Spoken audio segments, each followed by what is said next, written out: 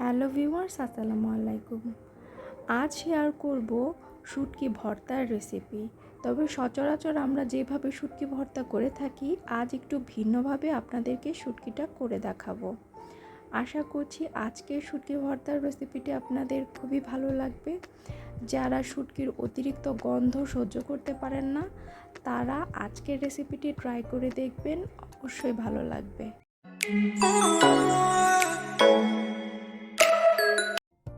শুটকি ভর্তা করার জন্য আমি এখানে 3টা শুটকি নিয়েছি।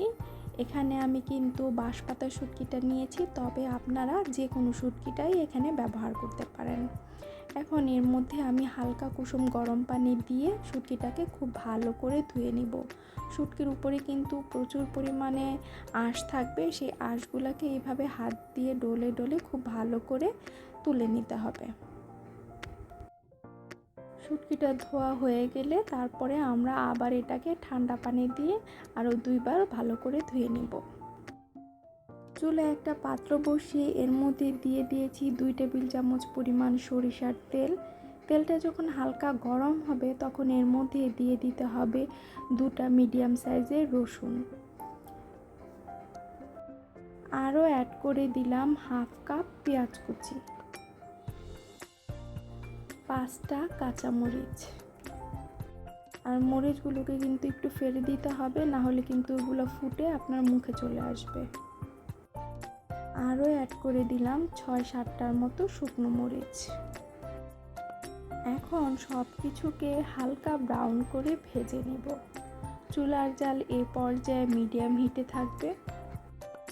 যখন পেঁয়াজ রসুনের মধ্যে এরকম হালকা ব্রাউন কালার চলে আসবে তখন দিয়ে দিতে হবে যে 3টা শুটকি ধুয়ে রেখেছিলাম সেই শুটকি 3টাকে। এখন এই শুটকিটাকে দিয়ে এই শুটকিটাকে 5 মিনিটের মতো এই তেলের মধ্যে ভেজে নিব। আর এ পর্যায়ে এসে চুলার জাল মিডিয়াম লো হিটে থাকবে। মিডিয়াম লো হিটে রেখে এটাকে খুব ভালো করে ফ্রাই করে নিতে হবে। শুটকিটা যখন ভাজা হয়ে যাবে তখন এর মধ্যে দিয়ে দিতে হবে লাউ শাকের পাতা। আমি এখানে এক আটিতে যে কটা পাতা হয় সেই পাতাগুলোকে নিয়ে কুচি কুচি করে নিয়েছি, এতে করে তাড়াতাড়ি সেদ্ধ হয়ে যাবে। আর খুব ভালো করে ধুয়ে নিয়েছি। পাতাটা যখন একটু নরম হয়ে আসবে তখন এর মধ্যে দিয়ে দিতে হবে স্বাদ মতো লবণ, দিয়ে এখন এটাকে খুব ভালো করে ফ্রাই করে নেব। আর যেহেতু আমরা পাতা দিয়েছি, পাতা দেওয়ার কারণে কিন্তু পানি ছেড়ে দিয়েছে। এই পানির মধ্যেই কিন্তু আমরা পুরো পাতাটাকে সিদ্ধ করে নেব, এক্সট্রা করে আর কোনো পানি দেওয়ার প্রয়োজন নেই। আর চুলার জাল মিডিয়াম হিটে থাকবে। মিডিয়াম হিটে রেখে পুরো পাতার যে পানিটা সেটা শুকিয়ে নিতে হবে। তো ফিরে আসছি পানি শুকিয়ে যাওয়ার পর। তো সব কিছু কিন্তু খুব ভালো করে আমার ভাজা হয়ে গিয়েছে। দেখুন প্যানে কোনো ধরনের পানি নেই।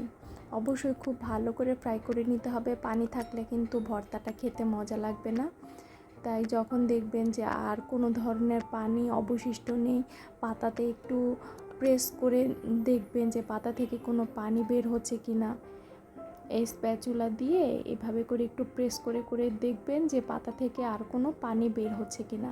যদি না বের হয় তাহলে বুঝতে পারবেন যে আপনার সব কিছু খুব ভালো করে ফ্রাই করা হয়ে গেছে, তখন নামিয়ে নেবেন। ভাজা হয়ে গিয়েছে তাই সবগুলোকে একটা বাটিতে তুলে নিচ্ছি। এখন আমি এগুলোকে পাটায় পিষে নিব। তো অল্প অল্প করে দিয়ে তারপরে এটাকে পাটায় খুব ভালো করে পিষে নিতে হবে। আর শুটকি থেকে যেই কাঁটাটা বের হয়েছে সেই কাঁটাটা কিন্তু ফেলে দিবেন না। আমি কিন্তু কাঁটা ফেলিনি, দেখুন কাঁটাটাও কিন্তু বাটার পরে এটা একবারে ম্যাশ হয়ে যাবে। তো আমি এখন সবগুলোকে খুব ভালো করে বেটে নিচ্ছি। আর আপনারা যারা হাত জ্বলার কারণে ভর্তা খেতে পারেন না, তারা আমার এই টেকনিকটা অবলম্বন করতে পারেন। আমি কিন্তু হাত দিয়ে ভর্তা করি না, আমি দেখুন চামচের সাহায্যে ভর্তাগুলোকে সামনে এগিয়ে দিচ্ছি। চামচ দিয়ে আপনারা ভর্তাটা করবেন, তাহলে আপনার হাতে জ্বলার আর প্রবলেমটা হবে না। বাঁশপাতা শুটকি ও লাউ পাতা দিয়ে আপনারাও দারুণ মজার শুটকির এই নতুন ভর্তার রেসিপিটা বাসায় একবার হলেও ট্রাই করবেন। এটা খেতে কিন্তু অসম্ভব মজা। যারা শুটকির অতিরিক্ত স্মেলটা সহ্য করতে পারেন না তারা এই রেসিপিটি ট্রাই করতে পারেন। আশা করছি আজকের রেসিপিটি আপনাদের উপকারে এসেছে। রেসিপিটি ভালো লাগলে চ্যানেলটিকে সাবস্ক্রাইব করে পাশেই থাকবেন। ভিডিওটিতে একটা লাইক দিবেন, কমেন্ট করবেন, শেয়ার করবেন।